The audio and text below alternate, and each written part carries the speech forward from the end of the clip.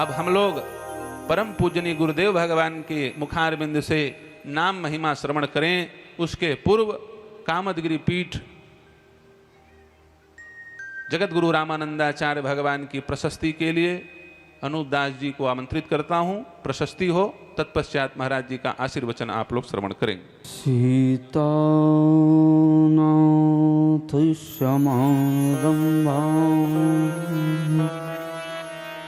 श्रीरामानन्दार्य मध्यमाम् अस्मदाचार्य पर्यन्ताम्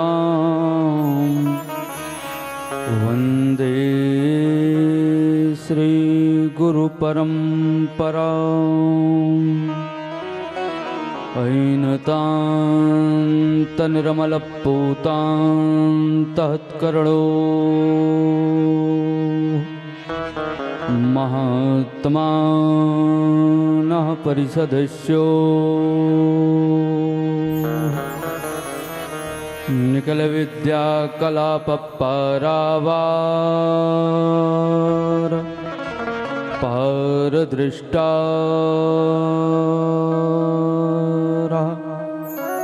सनातन धर्म परिपालन तत्परा हिंदु धर्मोद्धारक धौर्या विशिष्टाद्वैत सिद्धांत परिपालन तत्परा सर्वे प्रपत्तिरधिकारिणो मता इति भगवतो वाक्य प्रचार प्रसार संलग्ना श्रीरामानन्दा मताधरा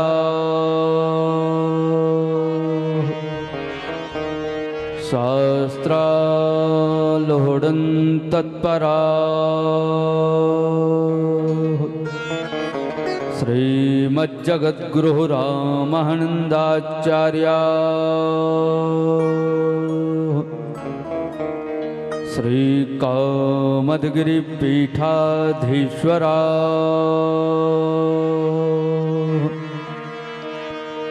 अनन्तः श्रीविभूषितपूज्यपादारविन्दा स्वामिः श्रीरामस्वरूपाचार्या महाराजा विजयन्ते तराम् विजयन्ते तराम् विजयन्ते तराम्। बोलिए श्रीमज्जगद्गुरु रामानंदाचार्य भगवान की, सद्गुरुदेव भगवान की। धर्म की, अधर्म का, प्राणियों में विश्व का, गौ माता की, गौ हत्या, सत्य सनातन धर्म की, यज्ञ नारायण भगवान की, कामदनाथ भगवान की, नरसिंह देव भगवान की। नमः पार्वती पतये हर हर महादेव। नमः परमहंसास्वादित चरण कमल चिन्ह मकरंदाय भक्तजनमानस निवासाय श्रीरामचंद्राय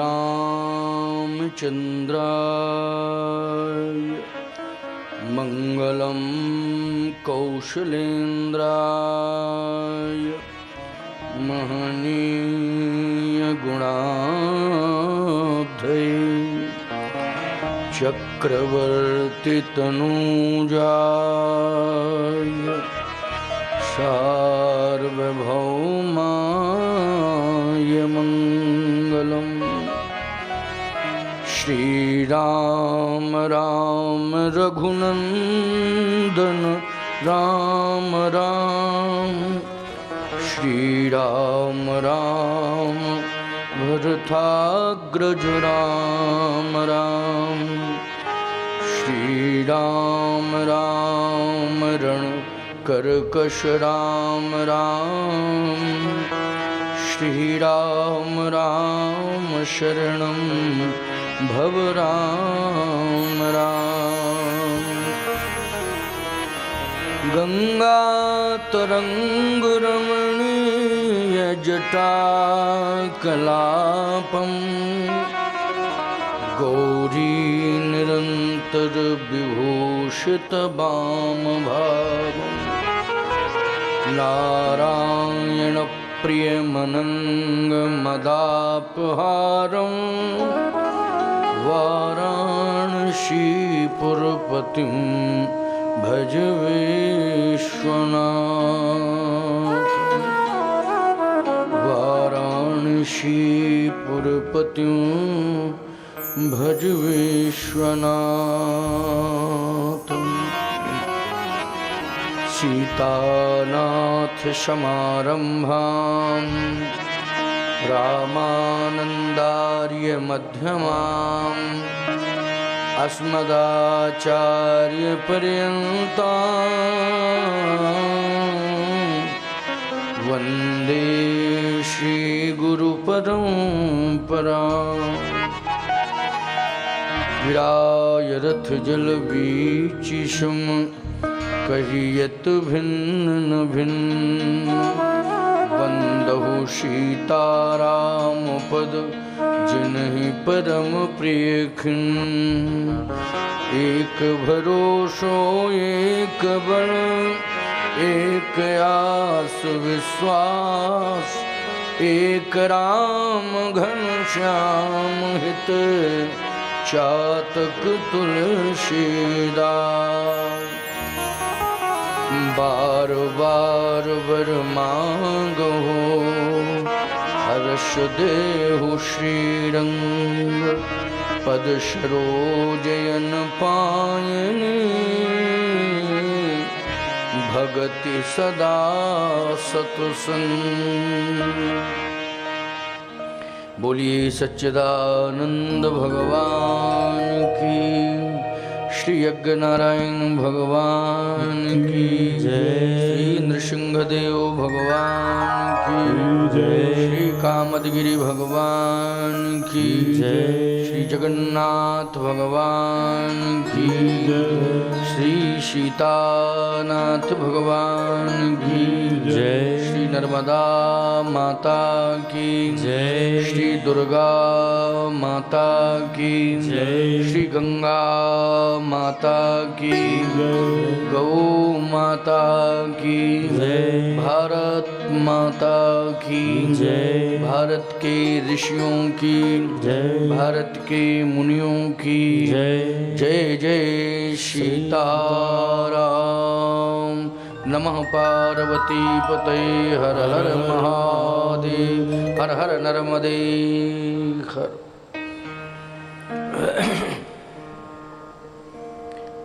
परमाध्यक्ष स्वयं श्री यज्ञ नारायण भगवान के पावन चरणारविंदों में अनंत कोट साष्टांग प्रणिपात करते हुए मंचस्थ समस्त संत वृंद एवं वैदिक विद्वान गण एवं यजमान गण, उपस्थित श्रद्धालुजन, श्रद्धामयी माताओं एवं बहनों,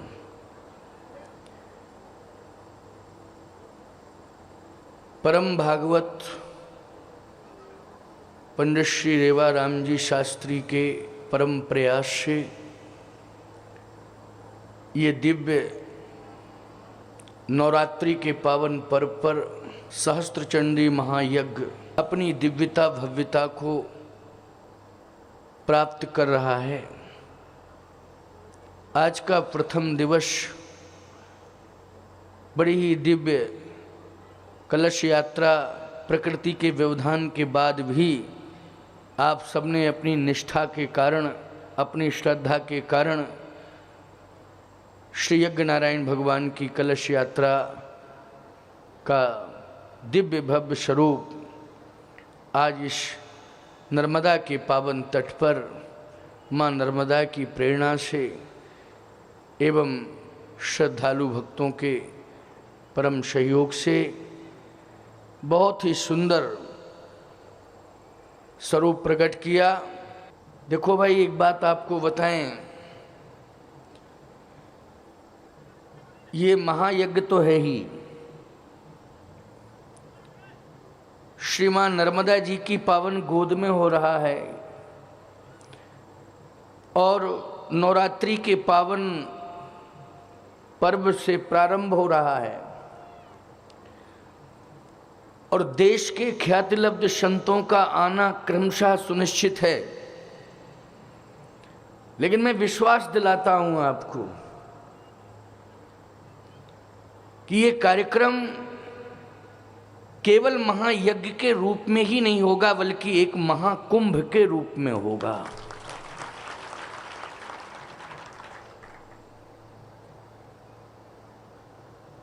आप कहोगे स्वामी जी, कुंभ तो प्रयाग में होता है, महाकुंभ भी प्रयाग में होता है।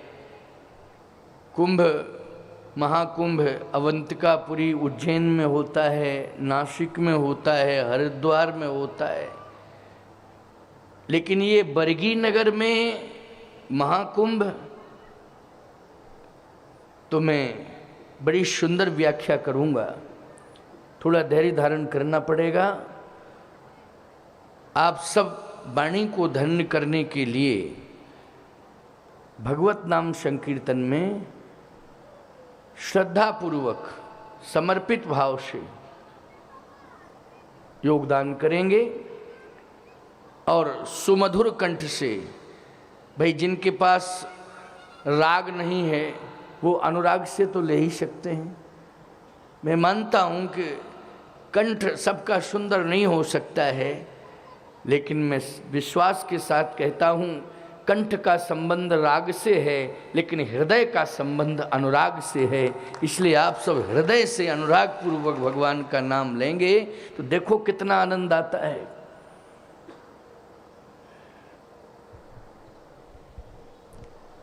एक और हम, दूसरी ओर आप शब्द दोहराएंगे। श्री राम जय राम, जय जय राम, श्री राम जय राम, जय जय राम, श्री राम जय राम, जय जय राम, श्री राम जय राम, जय जय राम,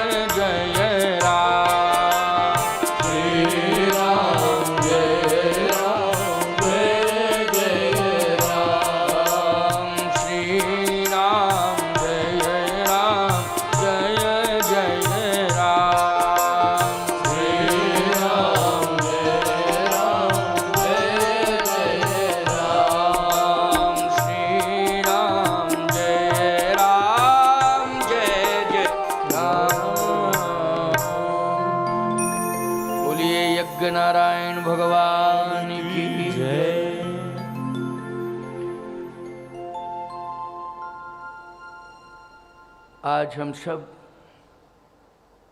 एक दिव्य आध्यात्मिक आयोजन में आध्यात्मिक परिसर में बैठे हुए हैं। मैंने आपको यह बताया था, संकेत दिया था कि ये आयोजन एक महाकुंभ के रूप में प्रसिद्धि प्राप्त करेगा।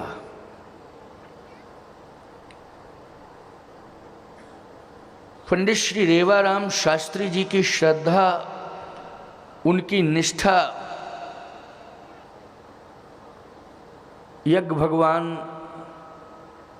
अवश्य ही पूर्ण करेंगे और जिन जिन भक्तों ने इस दिव्य यज्ञ में अपना समर्पण किया है, उन समर्पण करने वाले समस्त भक्तों की मनोकामनाओं को अवश्य ही पूरा करेंगे यज्ञ भगवान एवं माँ रेवा जी, और संतों का आशीर्वाद साथ ही साथ।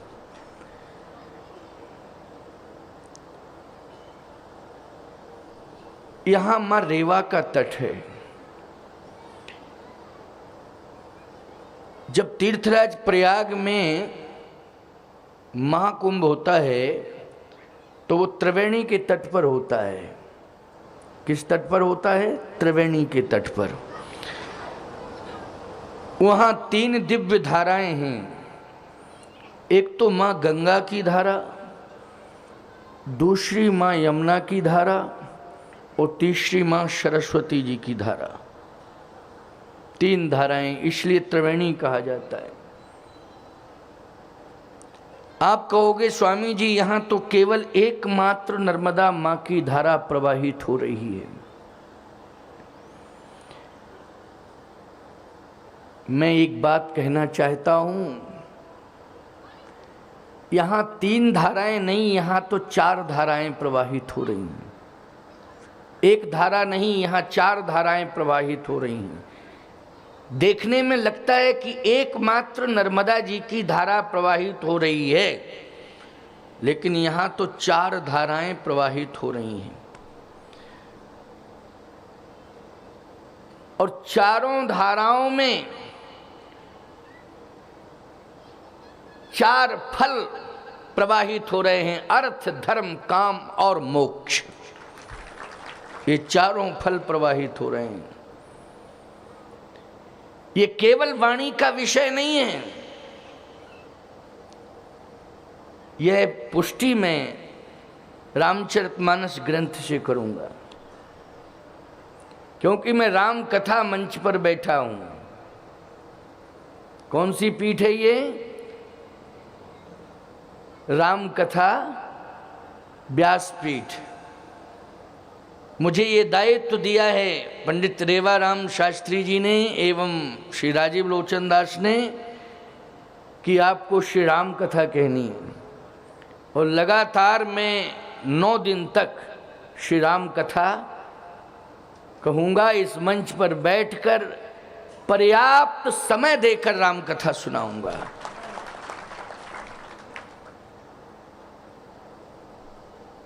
चार धाराएं कौन कौन हैं? एक तो मां नर्मदा जी की पावन धारा प्रवाहित हो रही है, प्रत्यक्ष रूप से आप दर्शन कर रहे हैं। दूसरी धारा है राम भक्ति रूपी धारा, उसको यूं भी कह सकते हैं राम कथा रूपी गंगा की धारा। राम भक्ति रूपी गंगा की धारा, राम कथा रूपी गंगा की धारा। अच्छा बोलो भाई, राम जी की कथा गंगा है कि नहीं? राम जी की भक्ति क्या है? गंगा है। प्रमाण मिलना चाहिए कि राम की भक्ति गंगा है। भैया राम कथा का आयोजन किया जा रहा है तो राम भक्ति की गंगा प्रवाहित हो रही है कि नहीं? तुलसीदास जी ने क्या प्रमाण दिया? हाँ, तुलसीदास जी ने प्रमाण दिया है। राम भगति जह सुरसरी धारा। राम भगति जह सुरसरी, सुरसरी मानी गंगा, गंगा की धारा।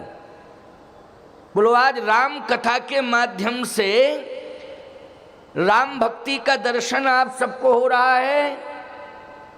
तो जब राम कथा के माध्यम से राम भक्ति का दर्शन हो रहा है तो ये राम भक्ति का केवल राम भक्ति का दर्शन ही नहीं है, बल्कि ये राम भक्ति रूपी गंगा की धारा प्रवाहित हो रही है। इसलिए हमें राम भक्त रूपी गंगा का भी अनुभव हो रहा है कथा के माध्यम से, राम भक्त रूपी गंगा। आप कहोगे महाराज ये बात तो समझ में आ गई,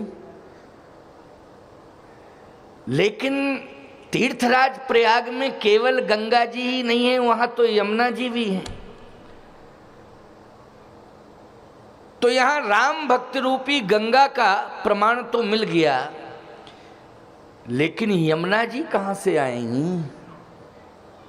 यमुना का भी कोई प्रमाण मिलना चाहिए। तो याद रखना प्यारे, राम कथा में यमुना कौन है? राम कथा में भक्ति रूपी गंगा, ठीक है ना, लेकिन यमुना कौन है? रामायण को सब पढ़ते हैं। नर्मदा खंड में तो घर घर में रामायण रखी हुई है, और जगह लोग अन्य ग्रंथों को पढ़ लेते हैं और पढ़ते रहते हैं, लेकिन नर्मदा खंड में अन्य ग्रंथों को पढ़ने के साथ साथ जब तक रामचरितमानस को नहीं पढ़ लेते हैं तब तक संतुष्टि नहीं होती है। ये नर्मदा खंड का प्रभाव है। रामचरितमानस को जरूर पढ़ते हैं घर घर में लोग। राम भक्ति रूपी गंगा का अनुभव आप कर रहे हैं, लेकिन यमुना कौन है यहाँ?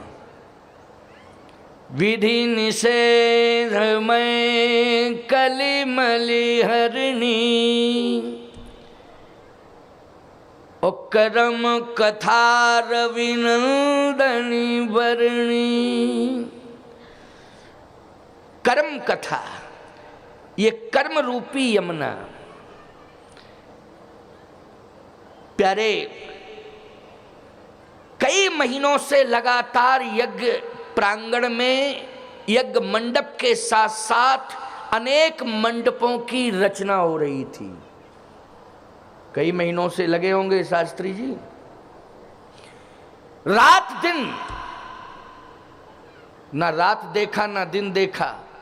इस वर्ष तो ऐसी जल वृष्टि हुई प्यारे कि बहुत पुरानी याद दिला दी वर्षा ने, बहुत पुरानी याद दिला दी वर्षा ने। ऐसी जल वृष्टि इस बार हुई, लेकिन जितने भी श्रम करने वाले सहयोगी जन हैं, उन्होंने शास्त्री जी को हताश और निराश नहीं होने दिया। बोलो भाई, उन्होंने हताश और निराश नहीं होने दिया। उन्होंने श्रम के माध्यम से शास्त्री जी के मनोबल को सदा बढ़ाया है और कहा आप चिंता न करें, हम रात दिन सेवा में रहेंगे और समय से हम यज्ञ परिसर में यज्ञ रचना को पूर्ण रूप से प्रभावी बनाएंगे। और बोलो, पूर्ण रूप से प्रभावी हुई है ये रचना, मैं देख रहा हूँ। इतने व्यवधान के बाद भी मुझे इस दिव्य प्रवचन पांडाल में कहीं किसी भी प्रकार की कोई असुविधा एवं अव्यवस्था नजर नहीं आ रही है। यह है श्रम का प्रभाव। किसका प्रभाव है? श्रम का प्रभाव है। मैं कहता हूं, होमात्मक यज्ञ आज से प्रारंभ हुआ है। श्रम यज्ञ तो 4 महीने पहले से ही प्रारंभ हो गया था। श्रम यज्ञ तो 4 माह पहले से ही प्रारंभ हुआ। श्रम यज्ञ का मतलब है जिन्होंने श्रम किया है, हैं?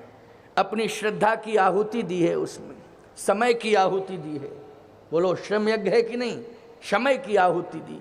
अगर श्रम यज्ञ में समय से समय की आहुति न दी जाती तो क्या आज पूर्ण होता है? ये श्रम यज्ञ आज पूर्ण हुआ है। होमात्मक यज्ञ आज से शुरू हुआ है। क्यों भाई? श्रम यज्ञ तो पूर्ण हो गया, लेकिन आज से होमात्मक यज्ञ प्रारंभ हो गया। मैं हृदय से आशीर्वाद दे रहा हूं। तो कर्म रूपी यमुना, राम भक्त रूपी गंगा का दर्शन बाद में हो रहा है या अनुभव बाद में हो रहा है, लेकिन कर्म रूपी यमुना तो 6 महीने पहले से ही प्रवाहित हो रही थी इस पावन परिसर में। यमुना को यहां किससे जोड़ा है? कर्म से। यहां वो यमुनोत्री से निकलने वाली यमुना की बात मैं नहीं कर रहा हूं। इस दिव्य परिसर में जो श्रम के द्वारा कर्म रूपी यमुना का प्रादुर्भाव हुआ है, मैं उस यमुना की चर्चा कर रहा हूं। इसलिए यहां कर्म रूपी यमुना और राम भक्त रूपी गंगा। क्यों भाई? और नर्मदा माँ का तो दर्शन ही हो रहा है ना प्रत्यक्ष रूप से। आप कहोगे महाराज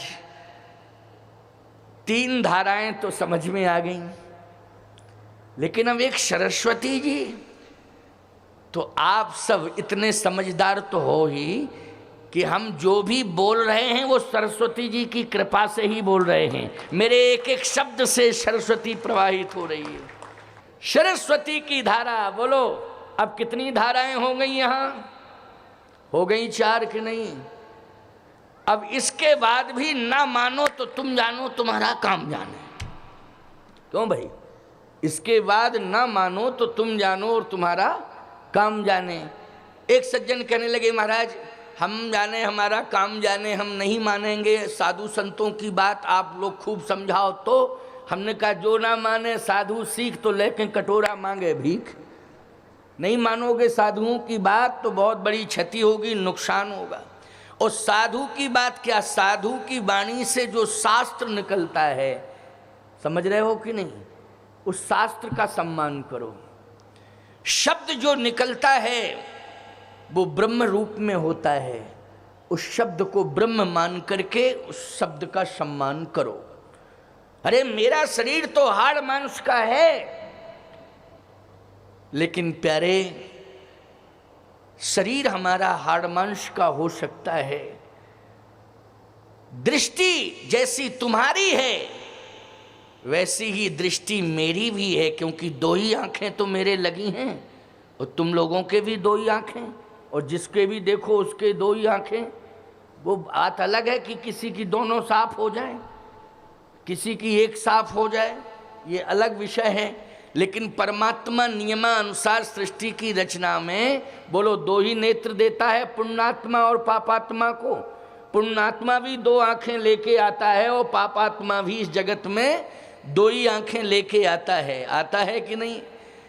महात्मा भी 2 ही आंखें लेके आता है, पुण्यात्मा भी 2 ही आंखें लेके आता है और पापात्मा भी 2 ही आंखें लेके आता है। लेकिन पापात्मा के पास केवल 2 ही दृष्टि, 2 ही आंखें रहती हैं, अथवा अर्थात ये कहा जाए केवल दृष्टि होती है। किसके पास? पापात्मा के पास।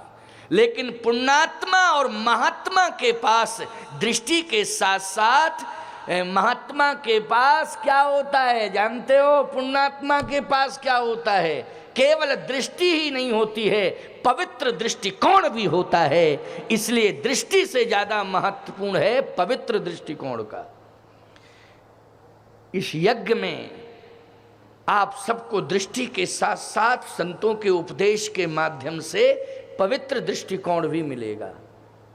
और पवित्र दृष्टिकोण से हमें एक सुंदर दिशा मिलेगी और उस दिशा के माध्यम से, उस मार्ग, पवित्र मार्ग के माध्यम से हम परमात्मा को प्राप्त कर सकते हैं। इसलिए प्यारे आज हमारे अगणित पुण्यों का अभ्युदय हुआ है, जो मुझे यह सुंदर दिव्य सहस्त्र चंडी महायज्ञ में बैठने का एवं सेवा देने का अवसर प्राप्त हुआ है। सरस्वती, शब्द रूपी सरस्वती, ज्ञान रूपी सरस्वती।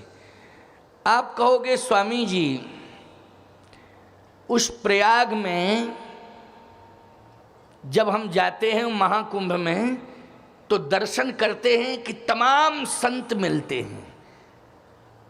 अच्छा एक बात बताओ, इस बरगी नगर के मानरेवा के तट पर जो ये महाकुंभ हो रहा है, बोलो इस महाकुंभ में आज भी संतों का दर्शन हो रहा है और लगातार क्रमशः प्रतिदिन संत आते रहेंगे, तो बोलो संतों का अभाव क्या खलेगा आपको? मैं कहता हूं आज पहले दिन का ये स्वरूप है संतों का, दिनों दिन संतों का बृहद स्वरूप होता जाएगा। अनेक संत, बहुत ही महत्वपूर्ण तपस्वी ज्ञानी संत आएंगे और उनकी वाणी सुनने को मिलेगी और दर्शन भी मिलेगा। समझ गए हो ना? तो महाकुंभ में कौन आते हैं? संत ही तो आते हैं। प्रयाग में के भी महाकुंभ में आप देखते हो तो किसको देखते हो? संतों को देखते हो। तो यहाँ भी संतों का दर्शन हो रहा है कि नहीं? अच्छा भाई, आप कहोगे महाराज जगत गुरु भी आते हैं, तो जगत गुरु तो पहले ही दिन आ गए, और कहो इस यज्ञ के समापन में जगत गुरु शंकराचार्य स्वामी स्वरूपानंद जी महाराज पधार जाएं, तो भाई क्यों भाई, तुम्हारे यज्ञ की पूर्णता तो हर प्रकार से हो रही है, हैं? ये यज्ञ अद्वितीय और बहुत ही महत्वपूर्ण यज्ञ होगा। और एक बात आपको सुना दें, तीर्थराज प्रयाग में बैणी माधव भगवान हैं। बैणी माधव भगवान वहां के स्थावर देवता हैं। बैणी माधव भगवान, प्रत्येक तीर्थ का एक मुख्य देवता होता है। तीर्थराज प्रयाग के स्थावर देवता, मुख्य देवता हैं श्री बैणी माधव भगवान, ठीक है ना? और इस दिव्य वर्गी नगर में रेवा माँ के पावन तट पर जो सहस्त्र चंडी महायज्ञ हो रहा है, इसके मुख्य देवता हैं श्री नंदकेश्वर भगवान। बोलिए नंदकेश्वर भगवान की। अब बताओ भाई, कोई कमी रह गई है क्या? अब तो कमी नहीं रह गई है। इसलिए और एक मजबूत पुष्टि दे दें जिससे बिल्कुल मोहर लग जाए। उत्तर प्रदेश की सीमा में स्थित वो प्रयाग अचल प्रयाग है। कैसा प्रयाग है? अचल प्रयाग है। लेकिन प्रयाग केवल एक ही नहीं है, अचल प्रयाग। प्रयाग तो बहुत हैं, लेकिन दो प्रयाग मुख्य रूप से, एक अचल और दूसरा सचल। समझ गए हो ना? एक अचल और दूसरा सचल। तो अचल प्रयाग उत्तर प्रदेश की सीमा में स्थित है, वो अचल है। लेकिन आज रेवा माँ के पावन तट पर इस वर्गी नगर में सचल प्रयाग स्थापित हो गया है प्यारे। और सचल प्रयाग कौन है रामचरितमानस में? कहे मुद मंगल में संत समाजू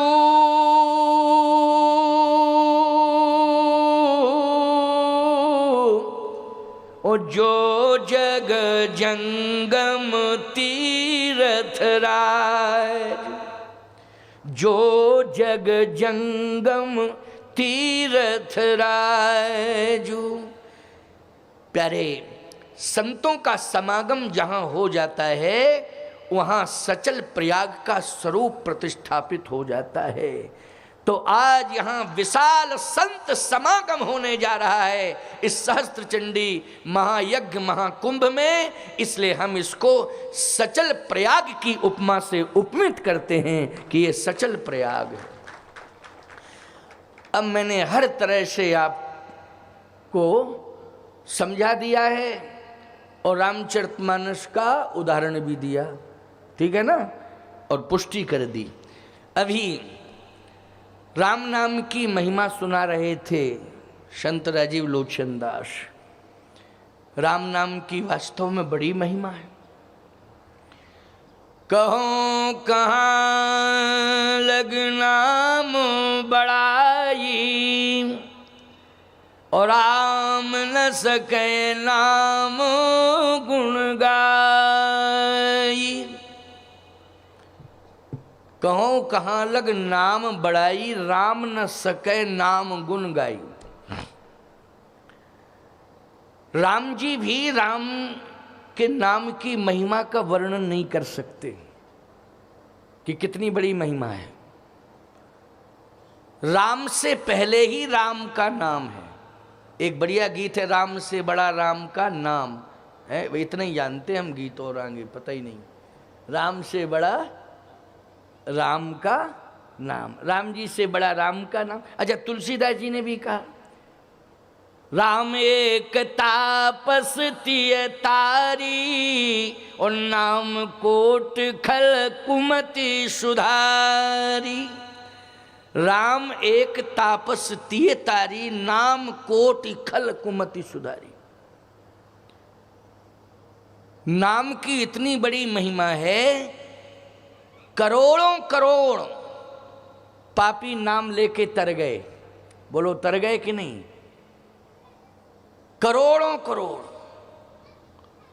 आप कहोगे महाराज इतनी बड़ी महिमा? हाँ, इतनी बड़ी महिमा।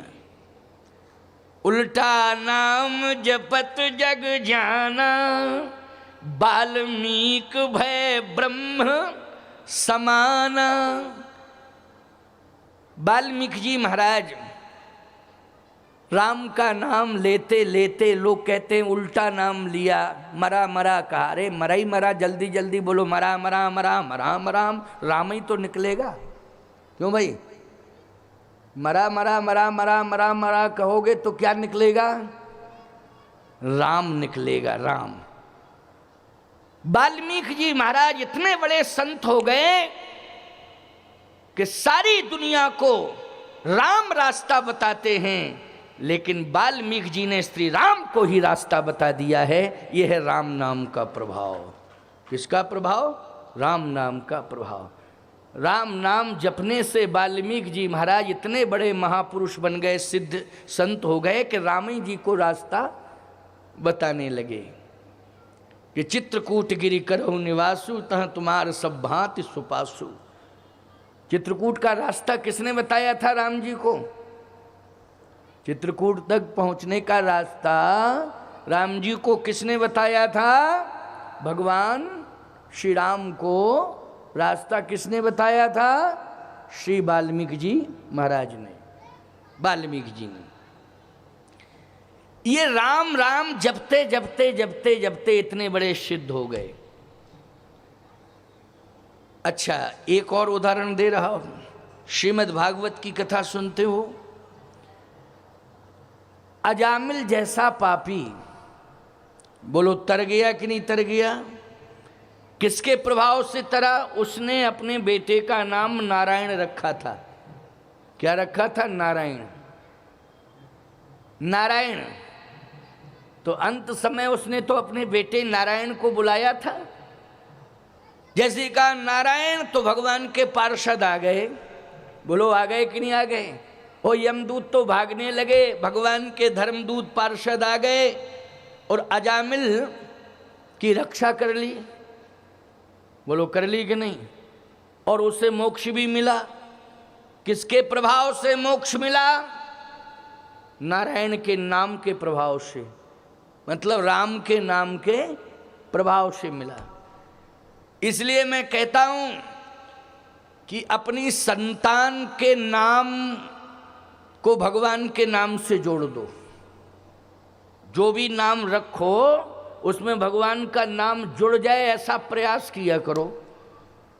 प्रयास करना चाहिए। पहले के जो पुराने नाम हैं उनमें जरूर राम और श्याम जुड़ा रहता था, या किसी धाम का नाम जुड़ा रहता था। बहुत से लोगों का नाम तो कामता प्रसाद है। हमारे कामतानाथ जी के नाम से कामता प्रसाद नाम है। बोलो है कि नहीं है? बहुत से लोगों का नाम है बद्री प्रसाद, या सिंह हैं तो बद्री सिंह ही लिखें, वो बद्री सिंह, तो बद्री विशाल भगवान का नाम जुड़ गया कि नहीं। रामेश्वर प्रसाद, रामेश्वर सिंह, रामेश्वर प्रसाद, रामेश्वर धाम का नाम जुड़ गया है। अयोध्या प्रसाद, अयोध्या का नाम जुड़ गया। राम प्रसाद, बोलो राम का नाम जुड़ गया कि नहीं, जुड़ गया। ऐसे नाम जरूर होने चाहिए। अजामिल ने भी, ये संयोग था कि उसने अपने बेटे का नाम क्या रखा था, नारायण। तो मृत्यु के समय कहा नारायण, तो नारायण आ गए और नारायण ही आए। देखो भगवान के पार्षद भी भगवत स्वरूप ही होते हैं, समझ गए हो कि नहीं। जब आए पार्षद भगवान के तो भगवान के पास ले गए पार्षद और उसे मोक्ष मिला, भगवान का दर्शन भी हुआ। वैसे तो गंगा द्वार की चर्चा भागवती पंडित करते हैं कि गंगा के मुख पर जाकर के लिपट गया, पकड़ लिया उसने गंगा जी के मुख को और उसका उद्धार हो गया।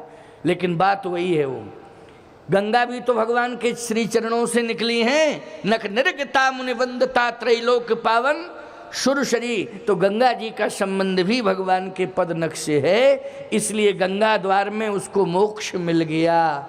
लेकिन प्रभाव किसका था, सही बताओ।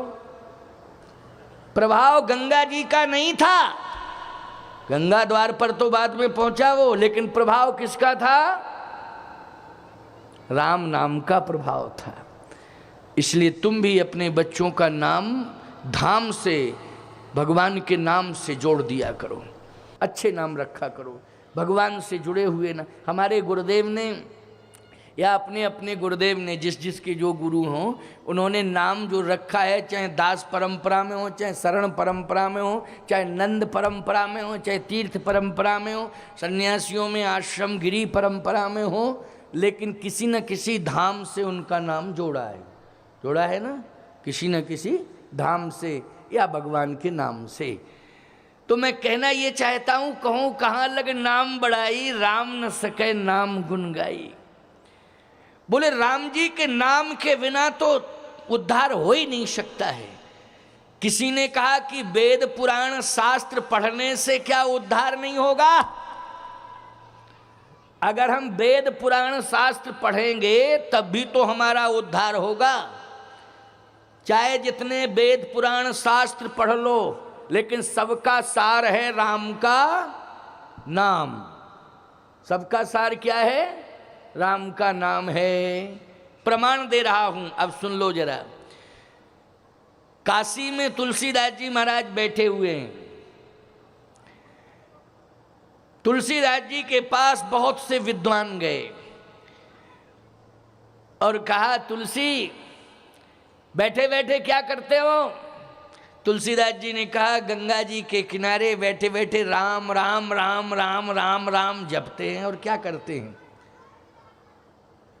बोले राम का नाम क्या करेगा, कहा उद्धार करेगा। आप लोग भी राम राम कहा करो, आप सबका भी कल्याण होगा। काशी के विद्वानों ने कहा, देखो भाई, हम तो वेद पुराण शास्त्रों का आधार लिए हैं, इसलिए वेद पुराण शास्त्र ही हमारा उद्धार करेंगे। तुलसीदास जी ने कहा, ये अपनी अपनी सोच है, मैं भी तो वेद पुराणों का ही अध्ययन करता हूँ। नाना पुराण निगमागम सम्मतम, मैं भी वेद पुराणों का ही अध्ययन करता हूँ। मेरे गुरुदेव ने मुझे वेद पुराण शास्त्र ही पढ़ाए, तो ये तो पढ़ना है, इनका अध्ययन करना है, लेकिन वाणी से अहरनिश नाम किसका जपना है, राम के नाम का। अच्छा बोलो भाई, मृत्यु कभी भी आ सकती है, किसी भी क्षण आ सकती है।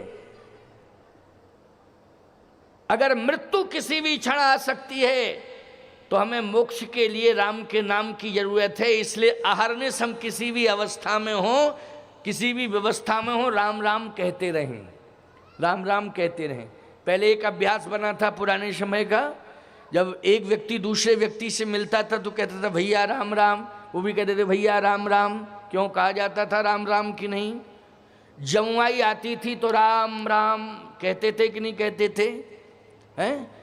राम राम कहें जे जमुआई, तिनई न पाप पुण्य समुआई। बोलो, लिखा है तुलसीदास जी ने, राम राम कहें जे जमुआई। जमुआई आवे तो क्या कहा करो, राम राम राम। ठीक है ना।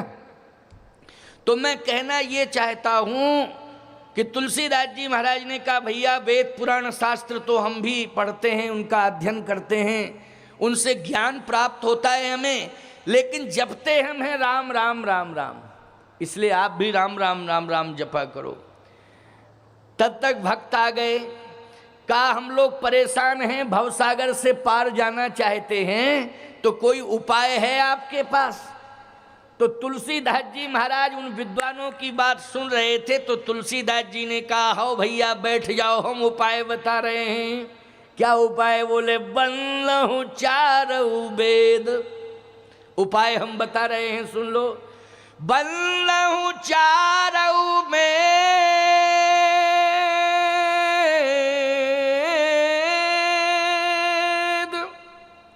भववारिधि मोहित सरस, बल्लहु चारऊ वेद, भववारिधि मोहित सरस। तुलसीदास जी महाराज ने 4 वेदों की प्रशंसा करते हुए कहा कि भैया 4 वेदों के ज्ञान रूपी उत्कृष्ट जहाज में बैठ के पार चले जाओ। 4 वेदों के उत्कृष्ट ज्ञान के जहाज में बैठ के पार जाओ। बंदों चारों वेद भव बारिधि बोहित सरस। 4 वेदों के उत्कृष्ट ज्ञान के जहाज में बैठ के पार जाओ।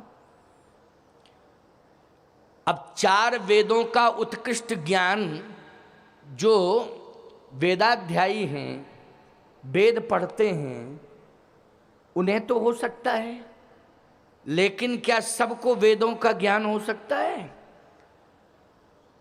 आज हम आपको वेद रूपी जहाज में बिठा लें तो सही बताओ, वेद रूपी जहाज में बैठ करके आप बैठ तो जाओगे, लेकिन वेद रूपी जहाज के माध्यम से आपकी बुद्धि में कुछ भी वेदों का सार समझ में आ सकता है? बोलो। जब तक आपने वेद पढ़े नहीं होंगे अथवा गुरुमुख से सुने ना होंगे, और वैसे ही आप गुरुमुख से सुन भी लो, लेकिन जब तक संस्कृतज्ञ नहीं होगे तब तक वेद की भाषा ही नहीं समझ सकते हो। कहाँ समझ पाओगे? इसके लिए आपको किसी संस्कृत पाठशाला में जाकर के पहले संस्कृत पढ़नी पड़ेगी, और संस्कृत का बोध जब हो जाएगा, संस्कृत भाषा पर आपका अधिकार हो जाएगा, तो आप वेद बोलना भी शुरू कर देंगे और वेद के मर्म को भी समझ लेंगे।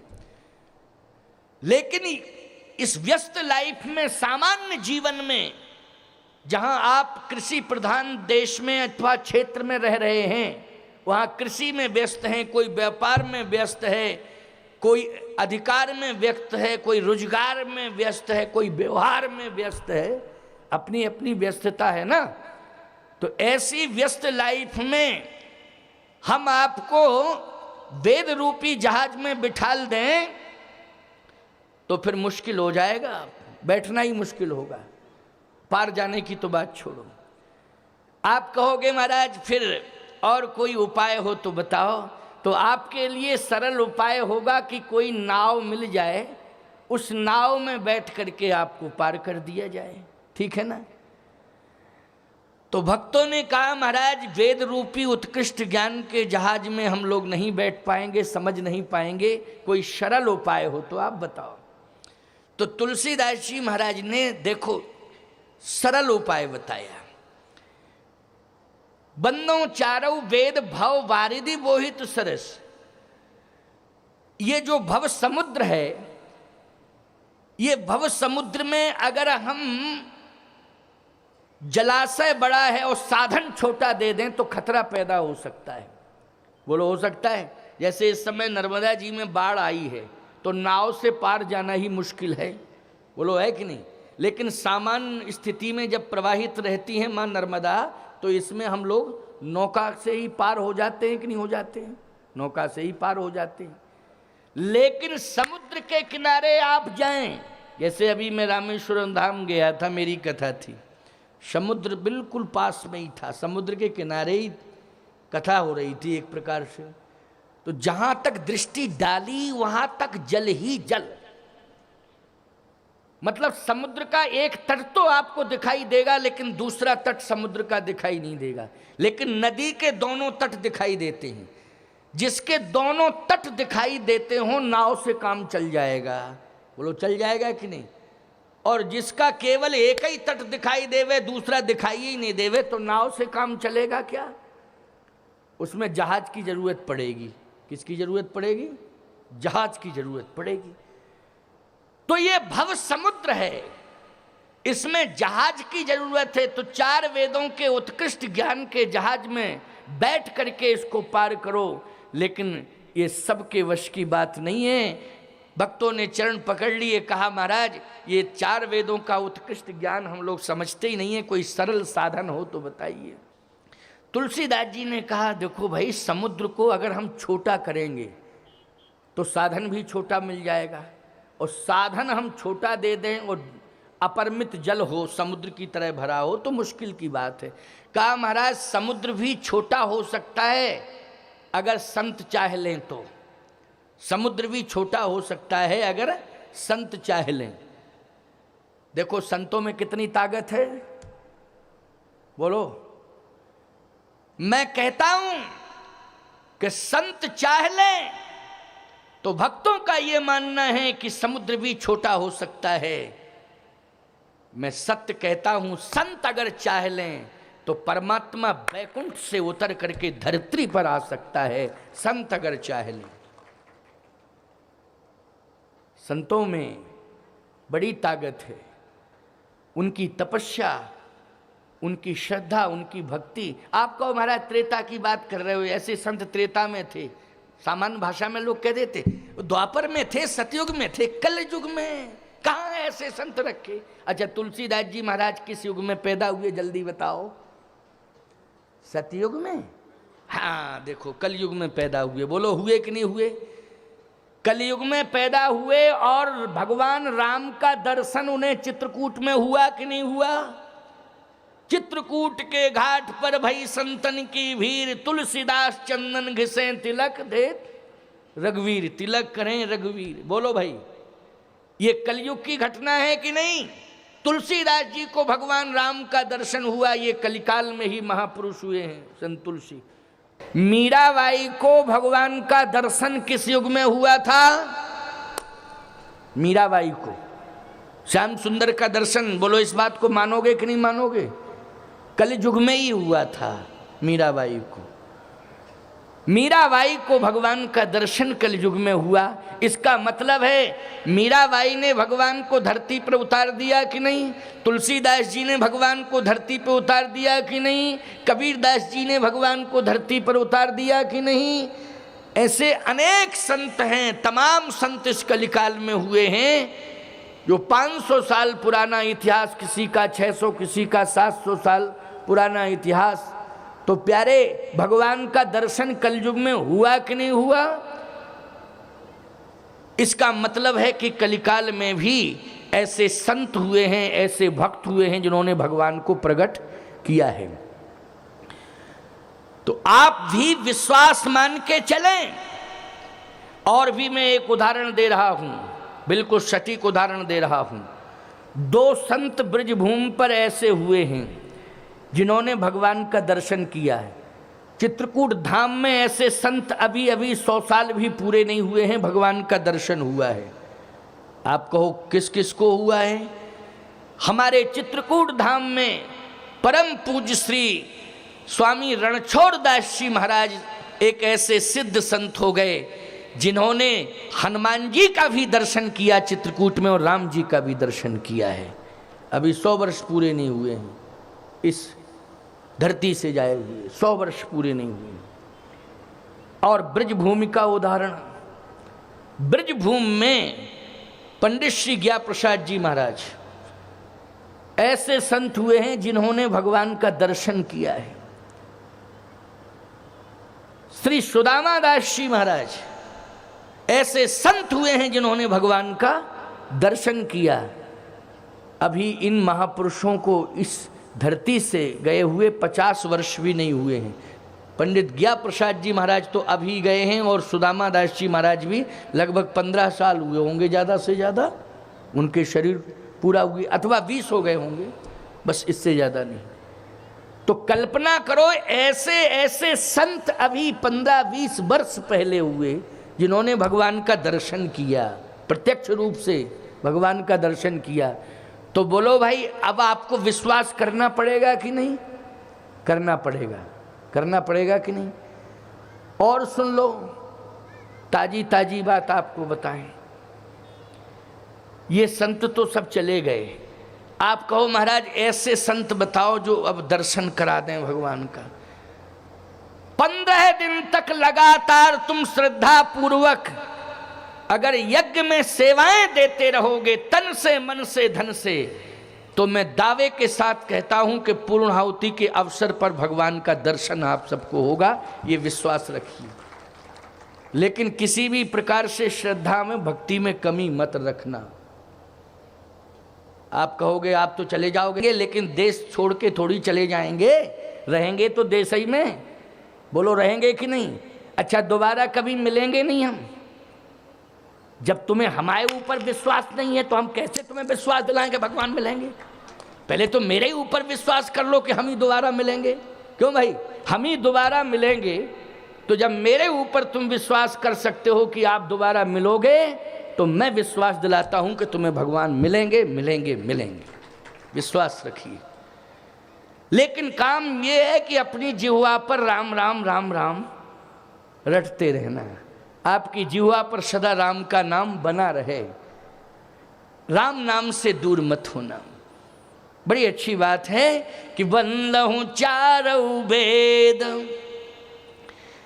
ये मानस महिमा के अंतर्गत ही आता है प्रसंग, क्योंकि मानस की महिमा में मानस के ऊपर सबसे पहले राम का नाम लिखा है। बोलो इस ग्रंथ के ऊपर किसका नाम है सबसे पहले? राम। तो बोलो राम शब्द की महिमा को मैं मंडित कर रहा हूँ, राम नाम के बल पर बोल रहा हूँ, अथवा राम नाम की महिमा सुना रहा हूँ। तो बोलो रामचरितमानस की महिमा अपने आप हो गई कि नहीं? और पहले दिन महात्म सुनाया जाता है कि नहीं सुनाया जाता है? भागवत की कथा होती है तो पहले दिन कौन सा चरित्र होता है? महात्म का। राम कथा होती है तो महात्म का, है ना? कोई भी पुराण, शिव पुराण हो, नर्मदा पुराण हो, तो महात्म की चर्चा होती है ना पहले दिन। तो मेरी कथा का तो आज पहले ही दिन है ना, इसलिए राम नाम के आधार पर मैं मानस की महिमा बोल रहा हूँ। रामचरित मानस यही नामा, ओ सुनत श्रवण पाए विश्राम। बन्नहु चारौ वेद भववारिधि बोहित सरिस, 4 वेदों के उत्कृष्ट ज्ञान के जहाज में बैठ के पार जाओ। भक्तों ने कहा महाराज कोई सरल उपाय बताओ। तो तुलसीदास जी महाराज ने कहा प्रयास करता हूँ। राम राम राम राम राम राम राम राम जपने लगे तुलसीदास जी। आहा, तो तुलसीदास जी महाराज ने राम नाम के बल पर एक दूसरा उपाय बताया। क्या बताया? ये भगवान के नाम ने ही बताया कि चलो कोई बात नहीं है, समुद्र जो भव समुद्र है, इतना विशाल रूप धारण किए है भव समुद्र, वो भी छोटा हो जाएगा। और समुद्र जब छोटा होगा तो फिर नाव से काम चल जाएगा। तो भक्तों ने कहा कितना छोटा होगा? बोले समुद्र से छोटी होती है नदी, जिसको कहते हैं सरिता। क्यों? समुद्र से छोटी होती है सरिता, इसलिए समुद्र, ये भव समुद्र भव सरिता के रूप में परिणित हो जाएगा। अच्छा कैसे? गोस्वामी जी कहते हैं निज संदेह मोहे भ्रम हरणी,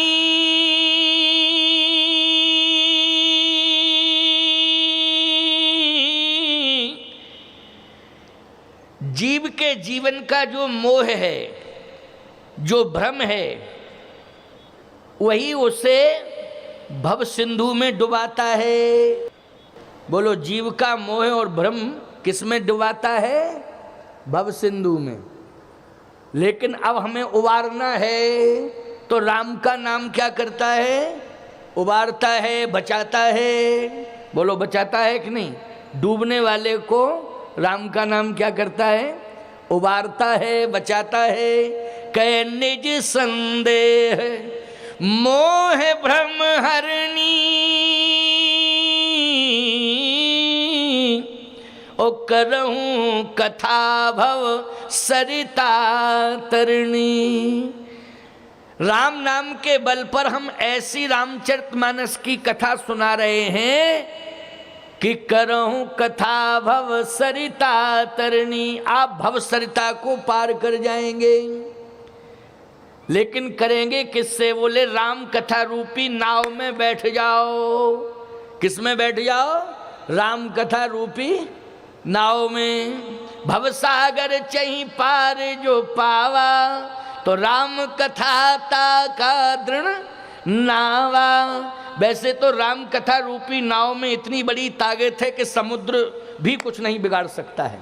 क्यों भाई? राम कथा रूपी नाव का। लेकिन तुम्हें जल देख करके भय लग रहा है, इसलिए तुम भयभीत मत हो, हम इसको भव सरिता बनाए देते हैं और राम कथा रूपी नाव में बस तुम बैठ जाओ और हम तुम्हें पार कर देंगे। तो बोलो भाई, अगर भव सरिता से पार जाना चाहते हो तो एक ही उपाय है कि राम कथा रूपी नाव में बैठो, और जितने भी क्षेत्र में लोग हों, दूरांचलों से तुम्हारा जहाँ जहाँ तक संबंध हो, जितने भी संबंधी हों, सबको दूरभाष पर सूचना दे दो।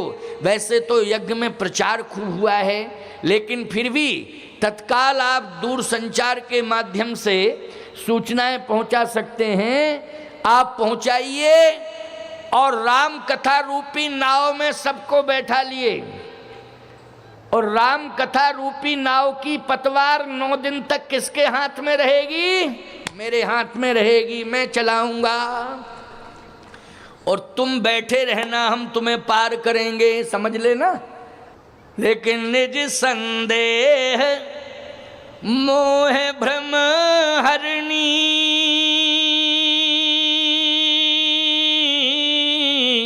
ओ करहूं कथा भव सरिता तरणी। भक्तों ने कहा महाराज, जब समुद्र नदी बन गया, संतों में बड़ी ताकत है। एक महापुरुष ने, आप जैसे संत ने भव समुद्र को भवसरिता बना दिया, तो हमें विश्वास है कि भवसरिता भी छोटी हो सकती है। भवसरिता भी छोटी हो सकती है। कभी कभी जब सरिता में बाढ़ आ जाती है तो नाव में बैठते समय भी डर लगता है। अभी नर्मदा माँ का इतना विशाल प्रवाह चल रहा है, स्वरूप दिखाई दे रहा। मैं तो दर्शन करके आया हूँ। नाव में अगर आप बैठ जाएंगे तो ऐसे कांपेंगे, और नाव चलेगी तो नाव ही कांपेगी, चलाने वाला भी डरेगा। इस समय बहुत जबरदस्त प्रभाव है, इतना प्रभाव कि प्रवाह में ऐसा लग रहा है कि समुद्र ही आ गया है ना। हमारे ब्रह्मांड घाट में जहाँ हमारे रेवाराम शास्त्री जी गए थे, वहाँ तो अंदर जल आ गया नर्मदा जी का। साहब जहाँ कमरे में बैठे थे ना, उसमें घुस गया, प्रवेश कर गया, जबकि बहुत ऊंचाई पर स्थान है, बहुत ऊंचाई पर है। उसमें जो सत्संग हॉल बना, उसमें अंदर रूम में जल नर्मदा जी का आ गया। अब वो महात्मा फोन कर रहा था, गुरु चरण दास, बोले गुरु जी रूम के अंदर जल आ गया। हमने कहा बेटा नर्मदा जी ने बड़ी कृपा की, वहीं स्नान करो कमरे में अंदर। बहुत बड़ी कृपा की है कि नर्मदा जी चली आई हैं। क्यों? ये सौभाग्य की बात है, अंदर ही स्नान कर, तू घबराने की जरूरत नहीं है। बोले गुरुजी अब इससे ज़्यादा जल आ गया तो? हमने कहा तो तुम क्या करोगे? बोले गुरुजी अब फिर क्या करेंगे, डूबेंगे और मरेंगे। हमने कहा मरोगे नहीं ना, डूबोगे, तरोगे बेटा, तरोगे। क्या करोगे? तरोगे, चिंता मत करना, तरोगे। तो सीधी सी बात यह है कि कभी कभी नाव जब नदी में चलती है, वो अधिक जल होने के कारण नाव का भी संतुलन बिगड़ने लगता है। तो घबराहट हो जाती है। भक्तों ने यही बात तो कही, महाराज भव सरिता छोटी नहीं हो सकती है। कहा क्यों, तुम्हें दिक्कत है? बोले दिक्कत है। क्या दिक्कत है? अरे नाव में बैठे रहोगे, क्या दिक्कत है? बोले नाव में बैठे तो रहेंगे, कभी कभी वासना की बयार जब चलती है तो भावना की पतवार हाथ से छूट जाती है, छूट जाती है ना। जीवन में, मानव जीवन में, इस घोर कलिकाल में जब वासना की आंधी बयार, जब वासना की हवाएं चलने लगती हैं, वो तेज गति से आंधी का रूप धारण कर लेती हैं, तो बोलो भाई भावना की पतवार छूट जाती है। और जब पतवार छूट जाती है तो नाव डूब जाती है। कभी कभी वासना की आंधी में भावना की पतवार छूट जाती है और श्रद्धा की नाव डूबने लगती है। तो भक्तों ने कहा महाराज न सरिता रहे और न नाव रहे, ऐसा कोई उपाय बता दो। न सरिता रहे और न नाव रहे। आहा, तो तुलसीदास जी महाराज ने कहा फिर तो एक उपाय है। क्या उपाय है? कि सरिता से छोटा होता है सरोवर। क्या होता है? सरोवर। किससे छोटा होता है? सरिता से छोटा सरोवर होता है। एक काम करो, क्या व्यस्त लाइफ में आज लोग संतों के पास नहीं जा पा रहे हैं, या कभी कभी ऐसी कंडीशन आ जाती है कि अश्रद्धा की आंधी चलने लगती है, तो अच्छे संत भी प्रभावित कर देते हैं। लोग तमाम प्रकार की टीका टिप्पणी करते हैं, अरे साहब वो ऐसे संत थे, अब हम जानते हैं संतों को, हैं? सीधी सी बात, सब पर जो है छीटा कसी करना शुरू कर देते हैं। तो कहा एक काम करना, किसी हाड़ मांस के शरीर में दोष आ सकता है, लेकिन ग्रंथ में कोई दोष नहीं होता है। ग्रंथ में कोई दोष नहीं होता है। बोलो दोष होता है क्या? नहीं होता है। रामचरितमानस को घर में रखना। किस में रखना? घर में रखना। बोले घर में रख के क्या करेंगे? तुलसीदास जी बोले मैं बता रहा हूं ना, इस ग्रंथ में राम नाम की महिमा है। किसकी महिमा है? राम नाम की महिमा। बोलो है बंदो राम नाम रघुवर को, एत कृषाण भान हिमकर को। और कलयुग केवल नाम आधारा। बोलो कलयुग में आधार के रूप में क्या है? बोले कलयुग केवल नाम आधारा, और सुमिर सुमिर नर उतरहि पारा। बोले पार जाने के लिए आधार राम के नाम का लेना, और राम के नाम की महिमा रामचरितमानस में है, घर में पढ़ना। किसमें पढ़ना? घर में। बोले मन करी विषय अनल बन जरई। तुलसीदास जी कह रहे हैं मन करी विषय अनल बन जरई, और होय सुखी जो यही सर परई। सर मानी सरोवर। घर में रामचरितमानस रूपी सरोवर रहेगा तो इसमें डुबकियां लगाते रहना रोज, तो बच जाओगे, नहीं मर जाओगे। अब इसका अर्थ हम विस्तार पूर्वक बता रहे हैं, जरा सुनना। मन मानी होता है हमारा जो अंतःकरण में मन है ना, हृदय के अंदर क्या है? क्या है? मन मानी चित्त। मन मानी क्या है? चित्त। चित्त मानी क्या है? अंतःकरण। ठीक है ना? अब हमारा मन ये भ्रमण कर रहा है। क्या कर रहा है? भ्रमण। जैसे शरीर हमारा यहां रखा है कथा में, लेकिन मन हमारा को जबलपुर पहुंच गया हो। बोलो पहुंच गया कि नहीं? और शरीर भले ही यहां है, लेकिन मन कहां पहुंच गया? जल्दी बोलो। जबलपुर। अरे जबलपुर ही नहीं, कलकत्ता ही पहुंच गया मन, बंबई पहुंच गया मन, मन तो अमेरिका पहुंच गया। मन तो बहुत जल्दी चलता है, वायु से भी ज़्यादा तेज गति किसकी है? मन की है। बोलो, वायु से ज़्यादा तेज गति मन की है, लेकिन शरीर हमारा यहाँ है। तुलसीदास जी कहते हैं ये मन करी मानी हाथी, मन रूपी हाथी आनंद ले रहा है हमारा। बोले कहाँ ले रहा है आनंद? बोले गृहस्थी रूपी जंगल में। कहाँ? गृहस्थी रूपी जंगल में। और गृहस्थी से संबंधित जहां जहां रिश्तेदारियां हैं, बोलो ये मन रूपी हाथी वहां भी जाके आनंद ले रहा है कि नहीं? जहां जहां भी हमारे संबंध जुड़े हुए हैं, ये मन रूपी हाथी वहां भी आनंद ले रहा है कि नहीं? आप कह रहे हो वहां बिल्कुल ले रहा है। एक पशु संस्कृति में हाथी पैदा होता है, वो हाथी भी जंगल में आनंद लेता है। लेता है कि नहीं लेता है? जंगल में आनंद लेता है। वहाँ उसे झरनों का पानी पीने के लिए मिल जाता है। वहाँ पर बड़े बड़े वृक्ष हैं, पर्याप्त मात्रा में आहार भी मिल जाता है। बोलो मिल जाता है कि नहीं?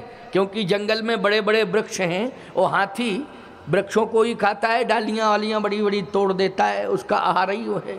पर्याप्त मात्रा में भोजन मिलता है और जल भी पीने को मिलता है, आनंद लेता है। वो जंगल को छोड़ना नहीं चाहता है।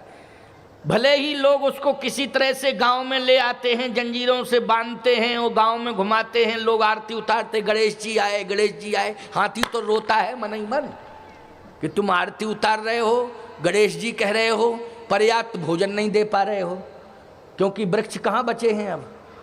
और किसी भी वृक्ष को यदि आप हाथी के द्वारा तुड़वाओगे तो तुरंत कानूनी कार्रवाई हो जाएगी, दंडात्मक, कि आपने पेड़ तुड़वाया। लेकिन मन रूपी हाथी गृहस्थी रूपी जंगल में आनंद ले रहा है। पशु संस्कृति में पैदा होने वाला हाथी जंगलों में आनंद ले रहा है। वो जंगल छोड़ना नहीं चाहता है। लेकिन किस कंडीशन में हाथी जंगल छोड़ता है? जब जंगल में आग लग जाती है तो फिर वो हाथी जंगल में रहता नहीं है। बोलो रहता है क्या? नहीं रहता, भागता है। वो जिस दिशा में जाता है उसी दिशा में आग दिखाई देती है उसे। जब आग दिखाई देती है तो वो प्राण बचा के भागता है कि चलो दूसरी दिशा में जावें, दूसरी, तीसरी, चारों दिशाओं में जाता है वो। लेकिन जिस जिस दिशा में जाता है उसको आग ही आग दिखाई देती है। अब हाथी भगवान से प्रार्थना करता है, हे प्रभु मुझे बचा लो, हे प्रभु मुझे बचा लो। भगवान कहते हैं कि हम कैसे बचावें? तुम 20 कुंटल के हो, अब हम उठावें कैसे तुम्हें? अरे 10, 5, 15, 25, 50 किलो, 60 किलो, 100 किलो वजन होता, उठा लेते। 20 कुंटल वजन अब हम कैसे उठावें? हाथी कहता है उठाने की जरूरत नहीं है प्रभु। फिर इसी जंगल के अंदर एक जल से भरा सरोवर दे दीजिए। अगर जल से भरा सरोवर इस हाथी को मिल जाएगा तो ये हाथी के प्राण बच जाएंगे। बोलो बच जाएंगे कि नहीं? फिर अग्नि हाथी का कुछ भी नहीं बिगाड़ सकती है, क्योंकि जहां पर जल होगा अग्नि का अस्तित्व वहां अपने आप समाप्त हो जाता है। बोलो अग्नि के अस्तित्व को कौन समाप्त करता है? जल करता है। एक सरोवर दे दीजिए, बस सरोवर यदि आपकी कृपा से मिल गया तो निश्चित रूप से मैं बच जाऊंगा। तो कल्पना करो आप, गृहस्थी रूपी जंगल में आज आप सबका मन आनंद ले रहा है कि नहीं ले रहा है? आप कहोगे गृहस्थी में जंगल कहाँ है? जंगल में पहाड़ होते हैं, वृक्ष होते हैं। गृहस्थी में कहाँ पहाड़ हैं, कहाँ वृक्ष हैं?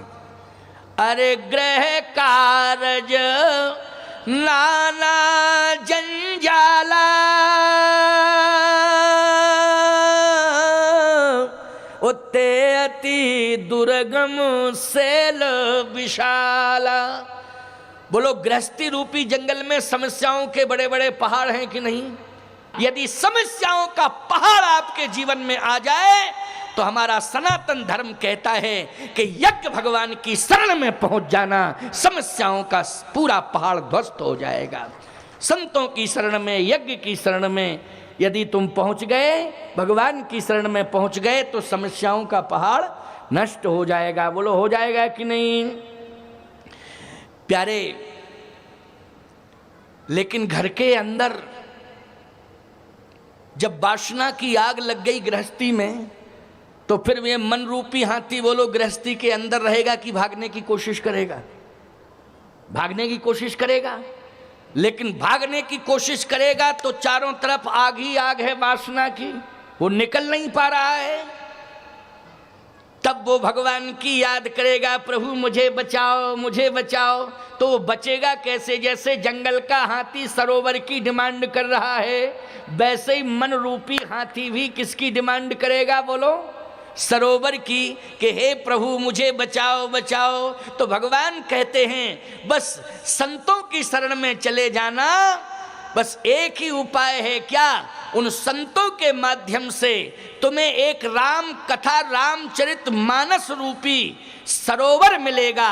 बस उस सरोवर में तुम डुबकियां लगाते रहना, तुम्हारा वासना की आग कुछ भी नहीं बिगाड़ पाएगी। वासना की आग से तुम मुक्त हो जाओगे। डुबकियां किस में लगानी पड़ेगी? रामचरित मानस रूपी सरोवर में। तो देखो, राम राम वाणी से कहते रहो और घर के अंदर रामचरित मानस को रखे रहो और रोज जो है इसमें डुबकी लगाओ। बोलो भाई, अब वासना कोई असर छोड़ पाएगी तुम्हारे ऊपर? क्या बिगाड़ेगी वासना की आग? जब रामचरित मानस रूपी सरोवर में तुम नित्य डुबकियां लगाओगे तो वासना की आग तुम्हारा कुछ भी नहीं बिगाड़ पाएगी, तुम्हें प्रभावित नहीं कर पाएगी। इसलिए प्यारे, राम नाम के बल पर गोस्वामी तुलसीदास जी ने उस भव समुद्र को क्या बना दिया?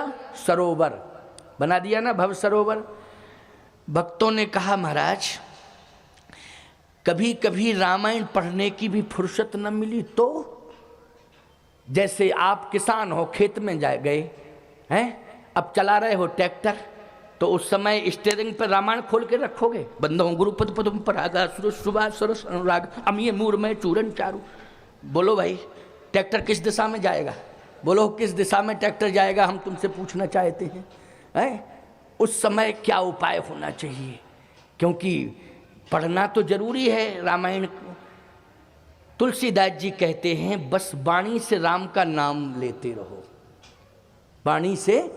वाणी से अगर राम राम कहोगे तो मैं सत्य कहता हूं, एक एक बीज के दाने में, एक एक दाने में जो बीज तुम खेत में बो रहे हो, मैं सत्य कहता हूं प्रत्येक दाने में राम का नाम समाहित हो जाएगा। फिर फलश्रुति देखना कि खेती में क्या पैदा होता है। एक बार विश्वास करके तो देखना है, विश्वास करके देखना। तुलसीदास जी महाराज ने कहा तो एक ही उपाय है फिर। क्या? न समुद्र रहेगा भव समुद्र, और न भव सरिता रहेगी, न भव सरोवर। करना क्या पड़ेगा? कै नाम लेत।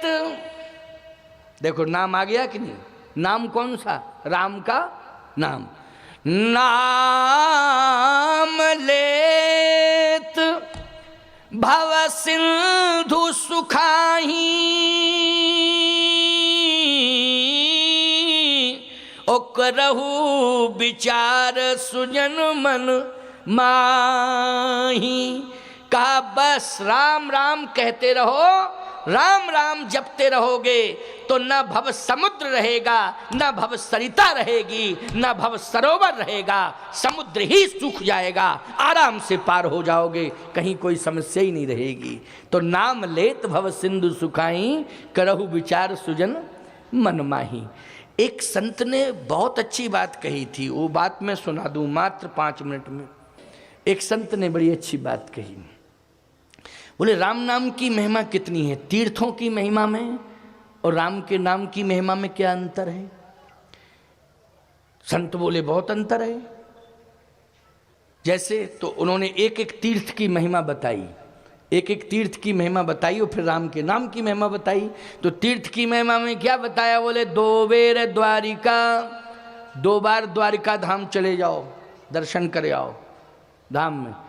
त्रिवेणी जाए 3 बेर, प्रयागराज चले जाओ 3 बार। 2 बेर द्वारिका त्रिवेणी जाए 3 बेर, और 4 बेर जाए गंग अंगहू नहाए ते। रामनाथ जगन्नाथ बद्रिका केदारनाथ, सातहु सुमेरु सात वेर पगु ध्यायेते, जेते फल होत कोट तीर्थ स्नान किए, ओ तेते फल होत एक राम नाम गाए थे, तेते फल होत एक राम नाम गाए थे। इसलिए नाम लेत भव सिंधु सुखाही, ओ करहु विचार सुजन मन माही। बोलिए श्री राम नाम भगवान की। ये राम नाम की महिमा, यही रामचरितमानस की महिमा। श्री राम जय जय राम, श्री राम जय जय राम, श्री राम जय राम जय राम, श्री राम जय राम, श्री राम जय जय राम, श्री राम श्री राम जय जय राम, श्री राम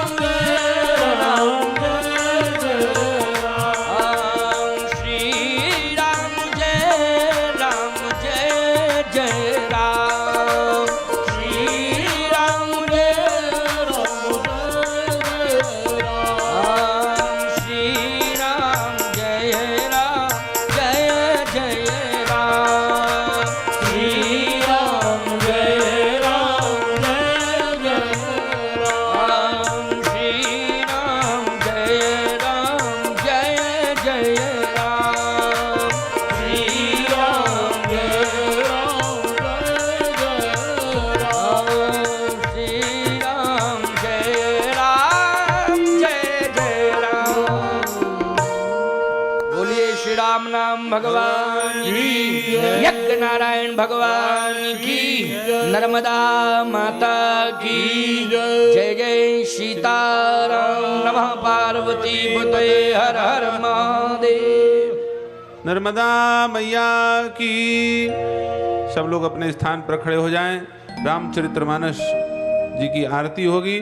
आरती श्री रामायण जी की, आरती श्री रामायण जी की, कीरति खलित ललित सियपी की, कीरत कलित ललित सियपी की, गावत ब्रह्मादिक मुनि नारद, गावत ब्रह्मादिक मुनि नारद, वाल्मीकि विज्ञान विशारद, वाल्मीकि विज्ञान विशारद, सुख सनकादि शेषयदु सारद, सुख सनकादि शेषयदु सारद, वरनि पवन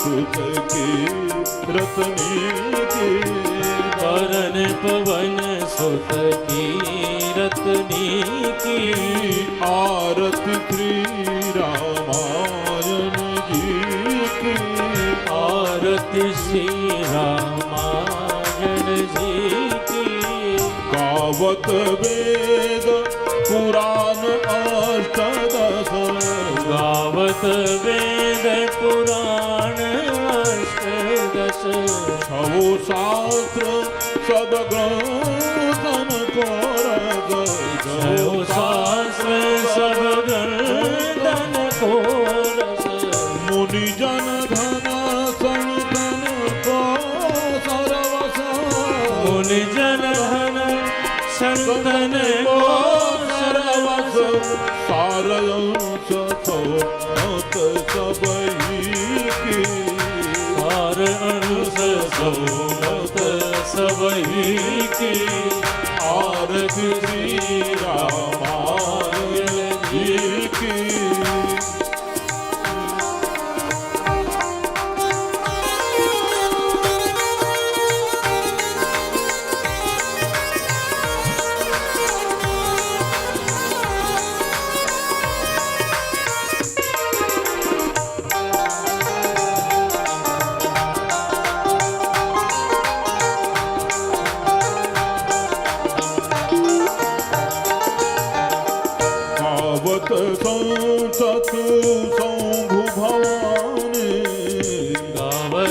संतत शंभु भवानी अरुभट संभव मुनि विज्ञानी अरुभट संभव मुनि विज्ञानी व्यास आदि कवि वर जब खानी व्यास आदि कवि वर जब खानी कागभूषुंडी गरुड़ के ही कागभूषुंडी गरुड़ के ही आरती श्री रामायण जी की आरती श्री रामायण जी कीरति कर ललित सियपी की कीरत ललित ललित सियपी की कली मनहरणी विषय रस पी की कली मनहरण विषय रस पी की सुभग